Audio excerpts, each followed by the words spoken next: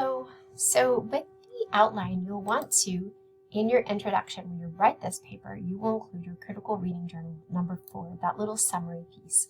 You'll have in-text citations in there. The thesis statement for that article is simply that she identifies the components of dating within the 1960s. And then you choose your thesis statement, either one or the other. You think she effectively does that or she ineffectively does it.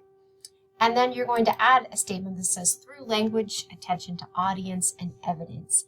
And then you develop these. So on your outline, answer the questions, but if you say that her style is informal, her language, right? If you choose informal, then give me an example of a vocabulary that's informal. Give me her sentence length. If it's short, give me an example of that.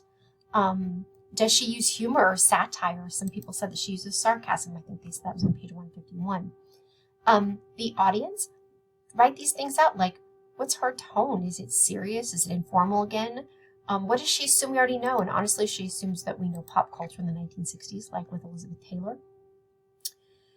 Just answer these questions. And then down here, what specific evidence does she give? Quote from the essay. So that poll from the magazine, the study that was conducted about young people and their views on sex, those kinds of things. So do the very best you can, and then we'll talk about it during your conference. Thanks so much.